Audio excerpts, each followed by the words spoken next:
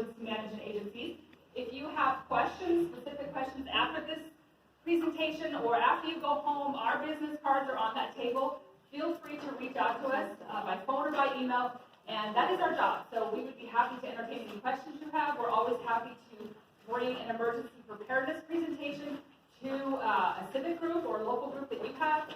We love to do that kind of stuff. I am happy to introduce Maximilian Dixon. He is from our state office, Washington State Emergency Management, and he is the Hazards and Outreach Program Supervisor. So he does a lot with their geologic hazards for the state.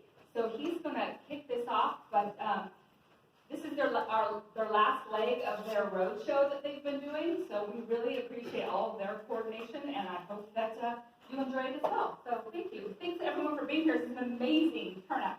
I am so happy to see all your smiling faces here and come to learn about earthquake hazards for Washington. This is great.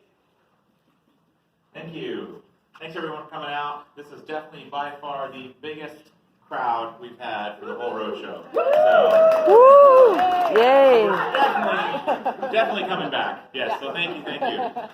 So we've got a lot of great information tonight, but before we get started, just, restrooms are down the hall to the right.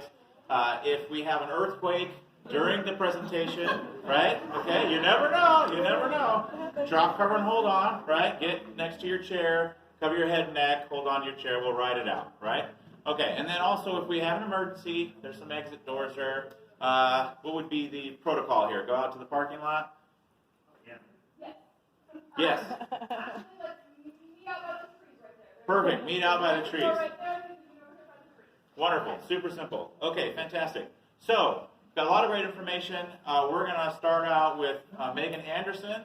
So she is an earthquake geophysicist from the Washington Geological Survey. So she's going to talk to you about what faults are, what earthquakes are, what the hazard is out here, and how to get more information. And so she's going to be covering that. And then I'm going to be covering what are the impacts from earthquakes. What kind of damage happens during earthquakes? What's the risk? And then about preparedness. How do I get prepared? What do I do? Right? So I'm going to be covering that. And also, we're going to be passing out some surveys, just a few questions on a little postcard. Please fill those out. That'll be in my presentation. Just give us a, did we do well? Can we improve? Just a little input. And then what that does is if you fill that out, we're going to collect that during questions and answer, and we're going to give away 4 prizes. So if you don't fill out the survey and give it to us, you're not eligible for these prizes. But we've got, so a little, hint, please fill it out. But essentially we have 2 NOAA radios, so they're going to be given away, and that's to be able to alert you, for hazards. And then we've got 2 little earthquake sort of preparedness kits. They're in these glow-in-the-dark cups, so you can find them at night. But just a little starter, get you started. So we'll be giving those away at the end. And so please, there's a lot of people here. I know you're going to have great questions. Please hold those questions to the end so we can get through our presentations. And I promise we're going to stay. We're going to answer your questions until they kick us out or you have no more questions. So we're going to do our best. So please hold them towards the end. And with that, we'll get started.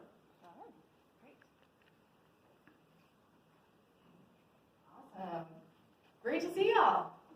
So I'm going to start by talking about what earthquakes are. And I'm going to be focusing on Eastern Washington because that's what you guys will want to know.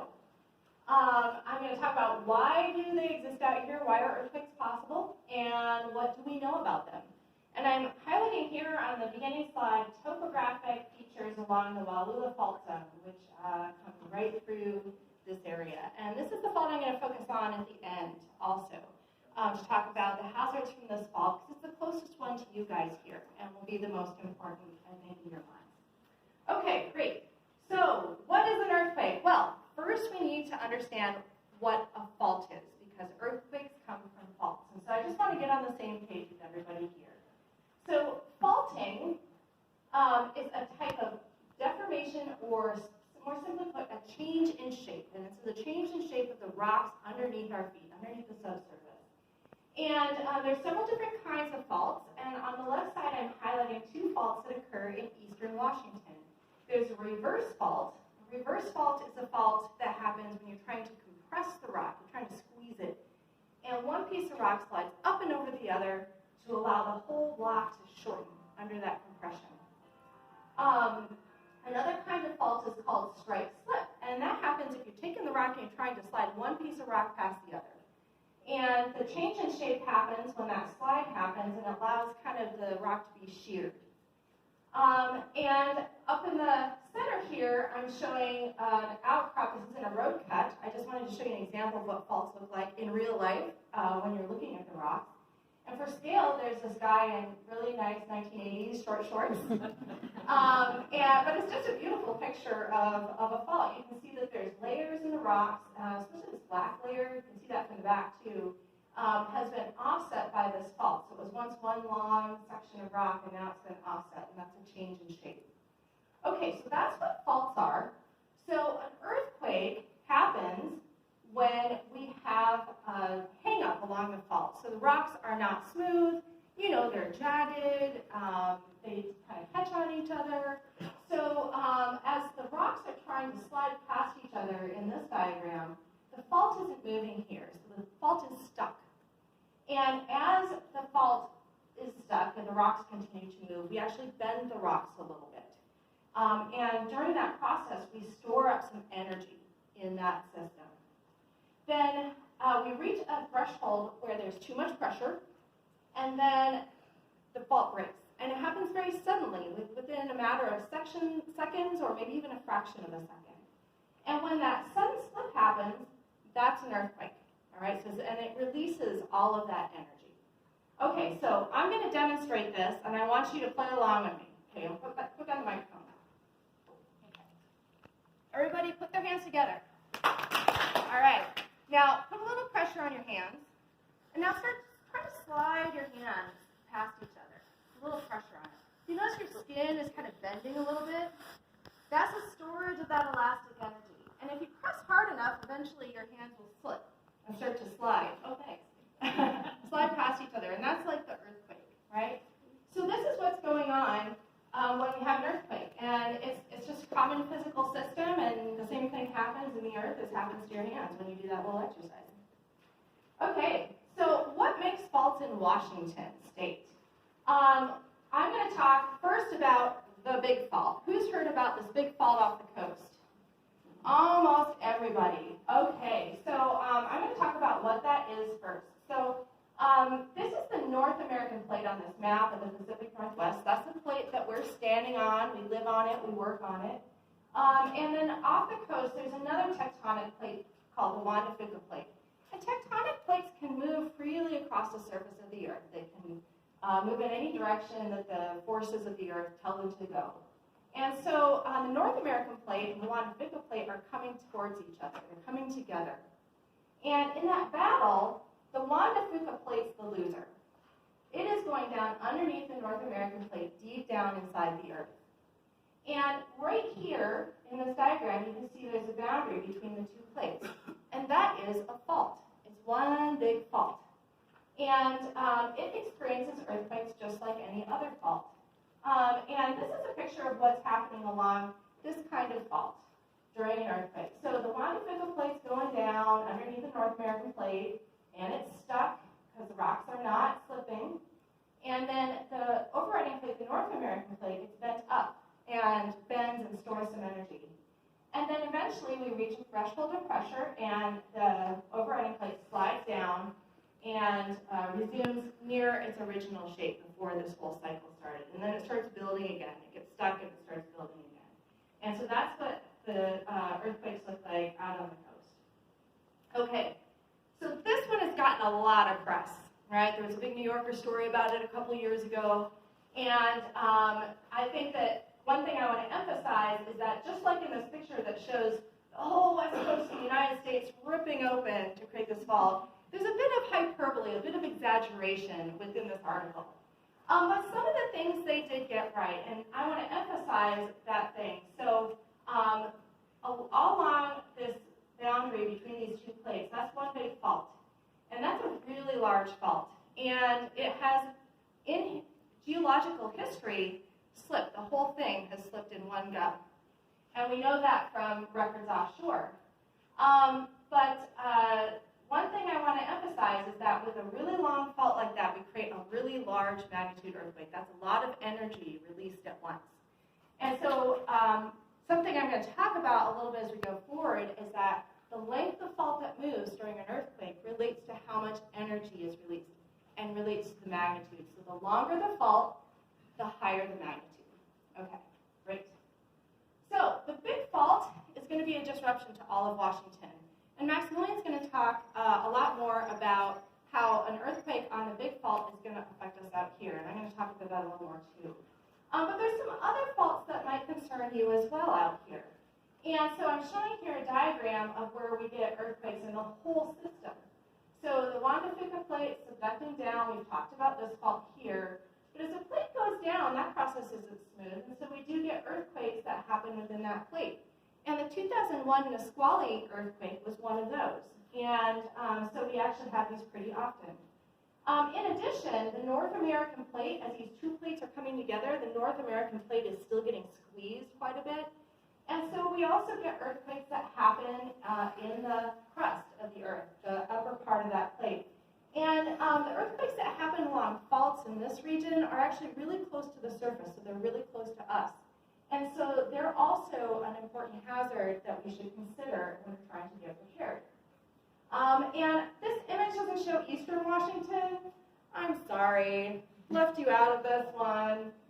Darn USGS, they didn't do that right. But that doesn't mean that we don't have earthquakes here. And so I want to emphasize that just because we don't show it here doesn't mean they're not happening. So I want to give you a bunch of information about what's going on here. What's going on beyond the frame of this picture. So this is a picture of the state of Washington. So here's a topographic map. And all the blue lines here are all the crustal faults, or all those faults that are in the upper part of the North American plate. And you can see that there are quite a few of these faults out in the Seattle area and offshore. But there's a ton of faults over here in Eastern Washington. So these are faults that are really common out here. And this is a map, I'm just going to say, is from the Washington Geological Survey Information Portal. And I'm going to come back and talk about this map again at the end and how you can go in and access this map yourself. But I'm going to show it a bunch of times during this talk. Okay, so let's zoom in on where we are now. All right, so I'm zooming in to these faults here. And so here's Kennewick on the map, so we're just right next door to that. And you can see that there are a number of very long faults that come through this area. And the one that's closest to us here is the Wallula Fault. It almost comes right through this area. And so there's quite a few faults in the region. Now, why are these faults here? Well, the story's a little bit different than the subduction zone. And I want to tell you why they're happening to give a greater understanding of what these faults are and what they're doing here. So I'm going to walk you through this. So this is some data. So we're going to look at some scientific data here. So who knows what GPS is?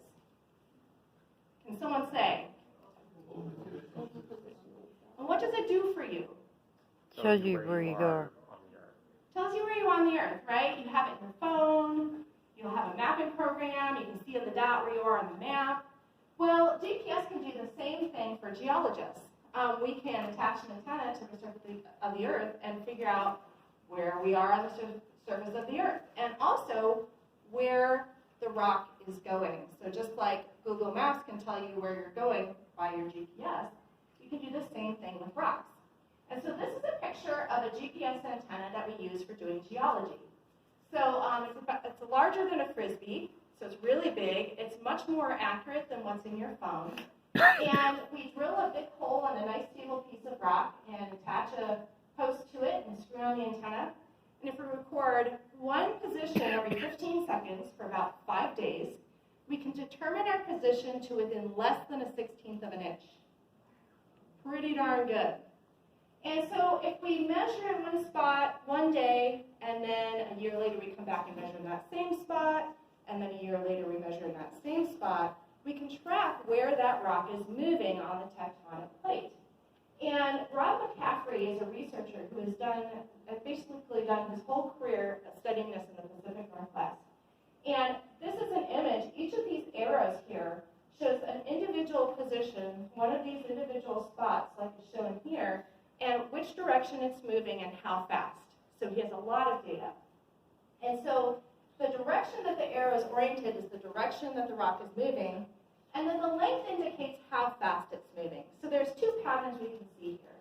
First is the direction direction of the arrows. So all of the rocks from southern Idaho through Oregon, through Washington, are rotating around. You guys see that rotational pattern? And at the pole, the spot that's not moving in this picture is near Spokane. And so if we think about Washington itself, all the rocks are kind of moving north to northeast within Washington. And you can see that there's also another pattern, that the rocks that are further away from this pole in Spokane are moving faster than the rocks that are closer, because it's spinning around. So what happens is that we've also measured what's happening in Canada, and Canada is not moving. So the crust of the United States is trying to migrate into Canada, and they're stopping us at the border. You're not coming in here. So Canada's not moving. Oregon's trying to migrate up into Washington. So what happens in western Washington and south central Washington is that the crust is being compressed, it's being squeezed. And so we get a lot of those reverse faults that result from compression. Okay, so another view of this is shown here. So this is another view of the area. Let's see, we are right about here. I think Pasco is marked here by that dot. And here the faults are actually colored with respect to their type. So the yellow lines here are the strike slip faults. Those are the ones where the rock's like sliding past itself, right? And then the gray lines are reverse faults. These are the faults where we're kind of trying to compress the rock and one part sliding up over the other. And you'll notice that the strike slip faults are parallel to these lines of rotation that we've meshed with the GPS. And then the reverse faults are kind of perpendicular to that. So both fault types are accommodated by this rotation pattern, and that's why we have both types here. Now, I'm going to then move on to talking about, okay, so we've got faults, we know why they're here. What do they mean for you? What does this all mean for you? So we're concerned as people living in an area with faults that could produce earthquakes about ground shaking. And what happens when we release energy along the fault, when we have an earthquake happen, is we produce a ton of energy right when the release happens. And that energy travels out away from the fault as a seismic wave. And when that seismic wave gets to us, that's what we feel as the ground shaking. And so the shaking is proportional to two things. The earthquake size, how big was it? And then our distance from the earthquake. And a good example, kind of an analogy for this, is a light bulb in a room. So if we had a light bulb up in front of this auditorium, the size of the earthquake, or its magnitude, is similar to the wattage of the light bulb. So if you have a larger wattage in the light bulb, it throws the light farther out into the room. So if you have a larger magnitude earthquake, the wave energy travels farther away from the earthquake. And then if you're farther away from the light bulb, you receive less of the light. And so if you're farther away from where the earthquake happened, you're going to receive less of the wave energy. And this concept is called intensity. And of course, we're scientists. We like to put numbers on things. Sorry about that. But we actually assign numbers to the shaking intensity. And we have a scale that we use to assign the numbers, and it's called the Mercalli scale. So even though we like to put numbers on things as scientists, what we do to describe these numbers is we actually talk about what happens at that spot. What's going on to you in that spot when shaking of that intensity happens. And the intensity scale starts with not felt, and that's the white up here, and going into the weak, is this working? Okay. Going into the weak and the light areas, those are actually supposed to be green. They're not showing up as green so much. But getting into the yellow and into the orange and into the reds, we have more severe shaking. And in the weak area, people might feel it. Maybe some dishes will fall off the table if they're a little precarious. And then as we go down through the sections, then we start seeing effects like chimneys falling over and damage to buildings. And then finally, when we get to the red, we have a lot of damage to many different kinds of buildings. So that's the Mercalli scale, and it's how we communicate what's felt during an earthquake. Okay, so let's talk about earthquake scenarios. So this is how we present the shaking intensity. So an earthquake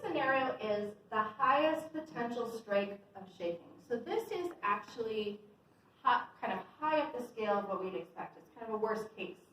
And we do that because we want to know what's the worst that we should prepare for. So let's talk about what we see. This is the USGS earthquake scenario map for all of Washington. And we see the potential ground shaking from all potential earthquakes in the state. You'll notice over here in eastern Washington, they're missing a few faults. You guys see that? It's the fewer faults than I showed on the fault map. And that's because we haven't modeled them yet. But that is coming, and we're working on it. So let me point out a few patterns here. So first of all, you'll notice that we have this kind of yellow color out towards the coast, and there's big stripes of it, right? And then as we move over the eastern part of the state, especially out near Wenatchee and Spokane, we're getting into the greens and the white colors. So that is the overall pattern that we'd expect to happen if there was a big earthquake along the subduction zone, one of these big earthquakes.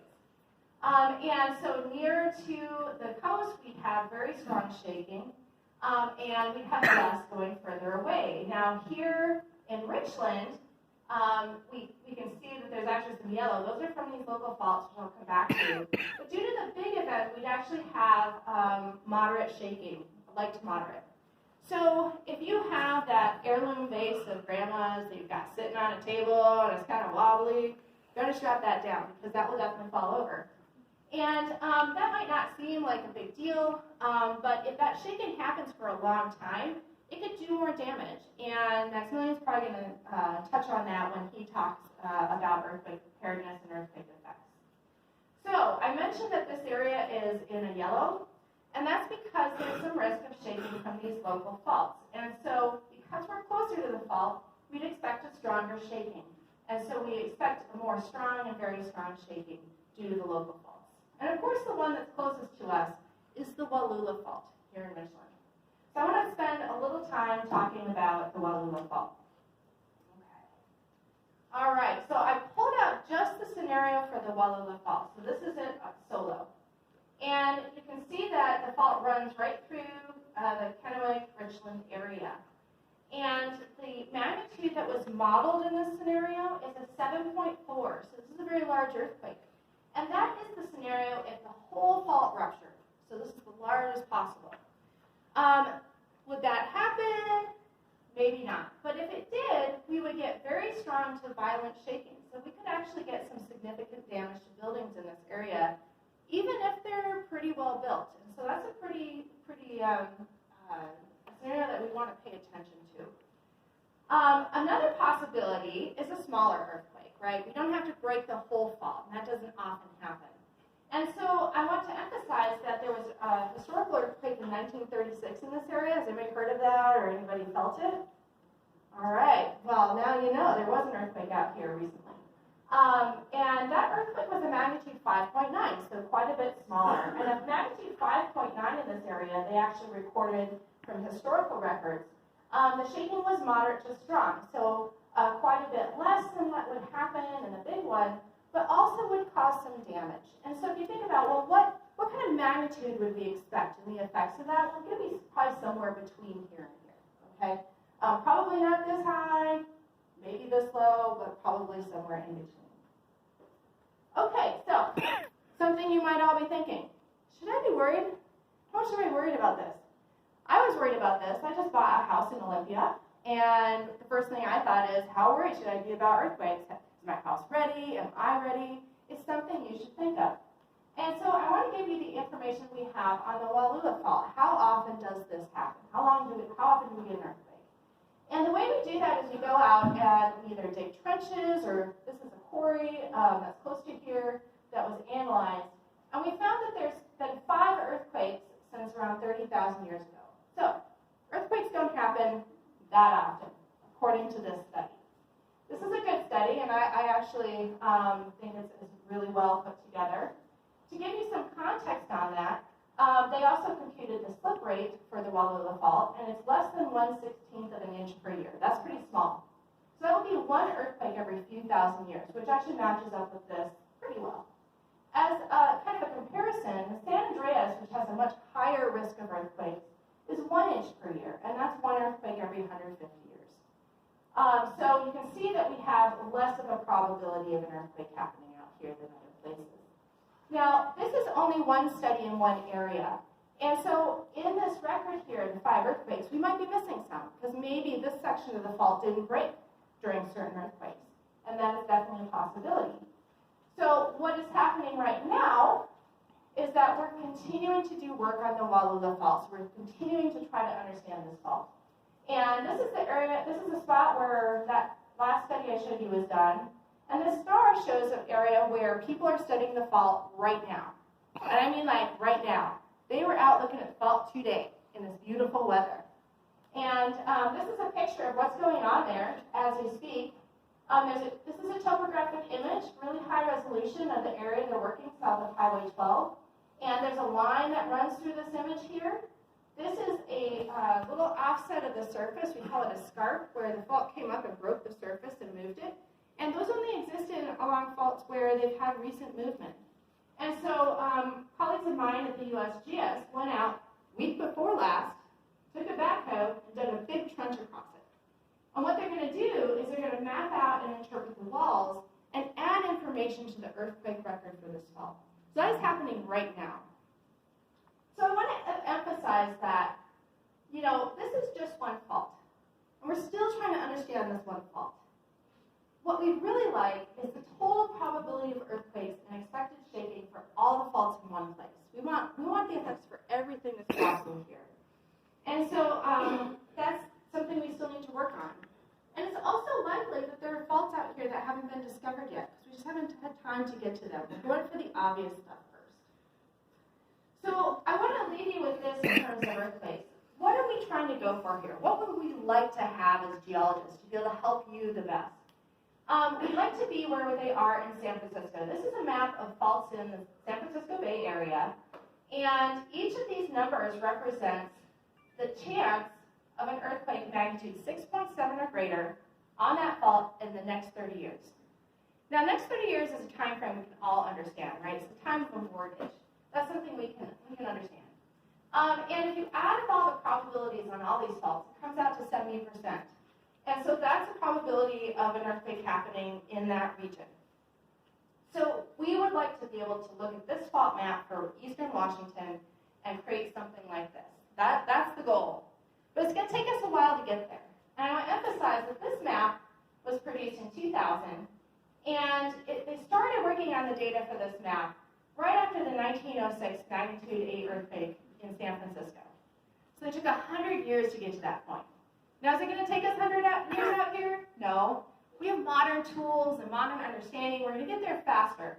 But we're only partway through getting to the story. I want to keep working on that as we go forward. Okay, but you can find relevant information for you right now. And I want to show you what we have on our website before I finish up. So this is the Washington Geological Survey webpage, and there's a couple places where we have information on hazards that you should check out. There's a one-pager on the back table there that has this web address written down, so you can grab that on your way out if you haven't already. The right side, we have a link to the Geological Information Portal, which I've been showing you maps from today. And then there's also a link for geologic hazards. And I'm going to show you a few things that are under those two spots on the web page. So first, the portal. Click that link, you'll get this map. So again, here's the map I've been showing. And there's a lot of things you can click on and off. You can see where the trenches are. You can see where the earthquakes are, faults, folds, the scenarios I've been showing. You can find some of those on here. And it's not just the state level that you'll see. You can zoom in, and it's very interactive. You can actually see at a very granular level where all the faults come through your area. And so please go onto the website and start playing around with that, see what information is there. In addition, underneath the geological hazards section, there's a whole page on earthquakes and faults. In the center, we have some information on what faults are, similar to the sorts of information I gave you today. There's a link to geological hazard maps. These are statewide maps of the hazards due to earthquakes in different places. And then I want to emphasize an important study that's going on right now, and it's got a link up here called the School Seismic Safety Project. So if you click on that link, you come to this web page. And here you can find information on the project. I just want to give you a synopsis. We're doing geologic and engineering assessment of schools all across the state. And And we're looking at the geology, and we have engineering firms looking at the buildings, putting the two together to understand how much risk is there for that structure.